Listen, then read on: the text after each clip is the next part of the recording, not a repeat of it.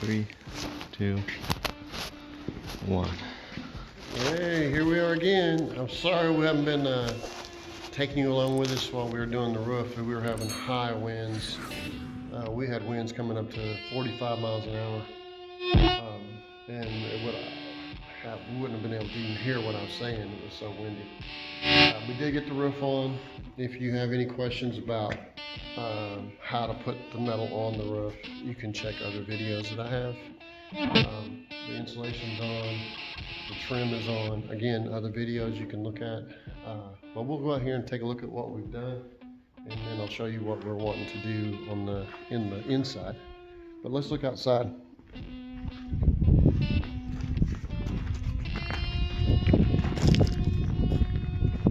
Now, mind you, we built this thing with a 2-page hand-drawn plan.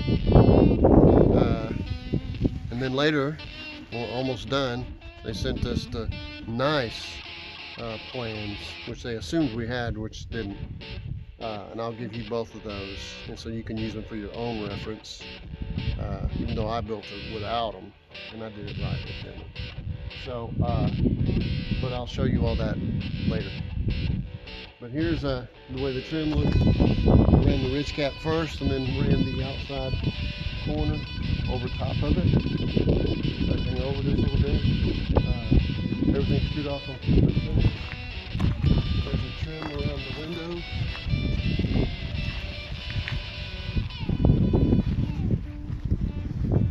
The rat guard slash trim on the bottom.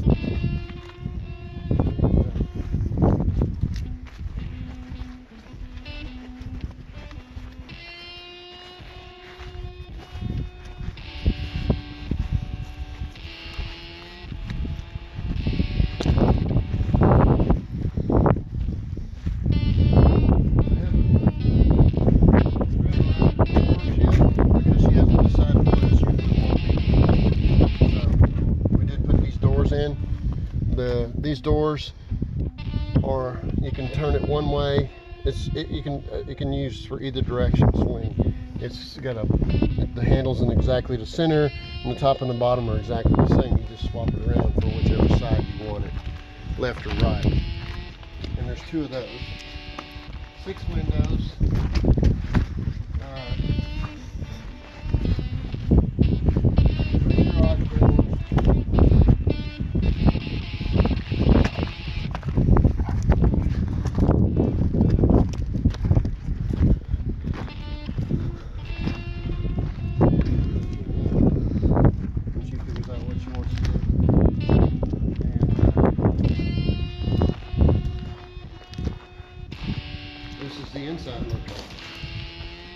Now we've started building an apartment slash loft area.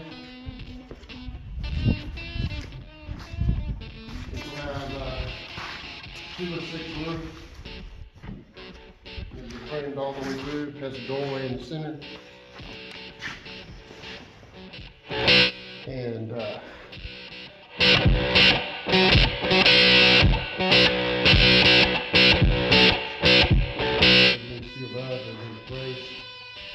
again, you can refer to the plans that are really nice after I got them, after I've already built it. So we're going to put a floor in over here that's raised up because she didn't put the toilet flange in the right place. So she decided to raise up the whole floor. And we'll show you that also, what we've done. But this is something you can do. You'll really be struggling if it's just one person, but one person can do it. It's not impossible, it's just really slow. 2 people, it was difficult. We didn't use any lifts. We didn't use anything expensive to rent. So it would have been easier to use lifts, but because of snow, ice, rain, extremely windy, you could have at $1,200 a week or something, $1,500 a week for a rental. You could have been paying $6,000 for the rental. So I suggest that you could do that with a scaffold and get some help. There have to be people that are willing to work hard, and it can be done.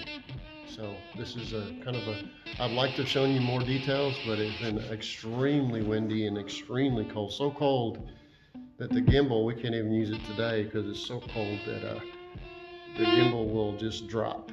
It won't hold, which is my early experience was with gimbals and lithium ion batteries. So far we don't have a lavalier, so we'll just have to let you take what you can from it, and I hope it helps you guys. So there's so far. We'll take you a little further as we go along. 3, 2, 1. Hi.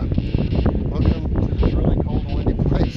This is a secondary move or a used mobile home that was moved double wide. They asked me to look and see what kind of damages were done by the shingles, to the shingles by traveling down the road at 60 miles an hour or 50. And you can see where the shingles have broken. It's kind of old shingles to begin with. Some of them have been repaired. But I think she can get another year or two before she has to put a metal roof. If you look towards the front where the headphones are, you can see all the wind damage caused by the winds rushing over the roof. A lot of times they'll put like an air dam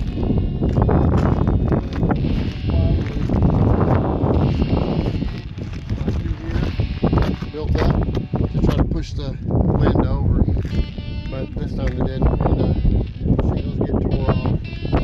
So, but they put new shingles on the ridge cap, and so we'll have to come back and fix places like this.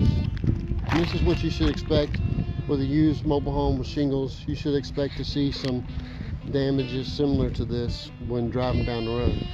So for your point of reference, if you buy a house with shingles, mobile home with shingles, and it drives down the road, expect to have to replace a few shingles. Maybe not as many as this, but a few shingles is to be expected. And this is about what you would see. So pan around there.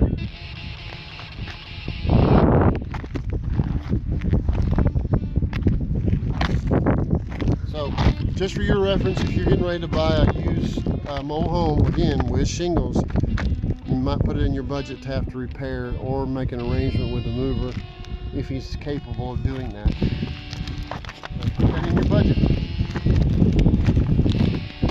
2, 1.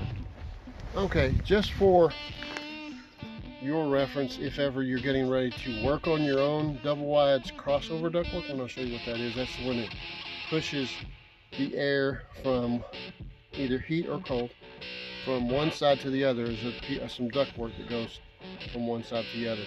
Recommend you do it with metal that's wrapped, and you can pull the insulation over and insulate. So if you just do the metal, it will rust out from the condensation from the relative temperature between the inside and the outside. So what I'm fixing to do is show you how to tell how much you need and what size you need.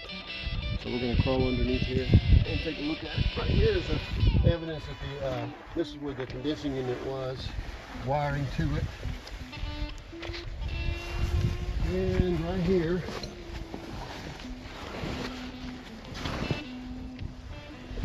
is where it crosses over to. Evidently this one, although unusual,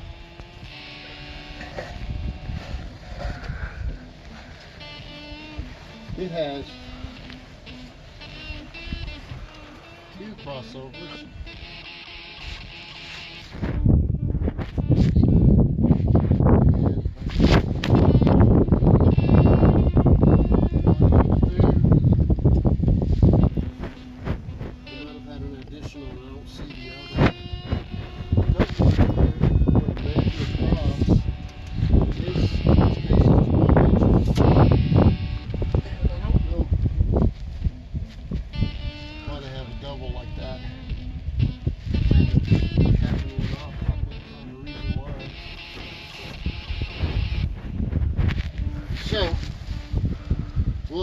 feeding a 90 turning down here, then a 90 turning that way, and then a 90 going up.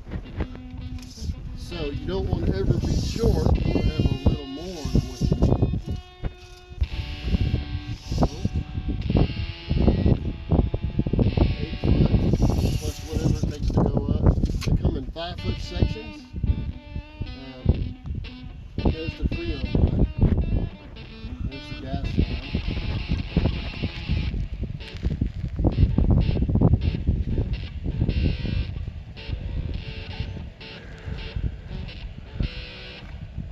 Quick connect. It's kind of odd.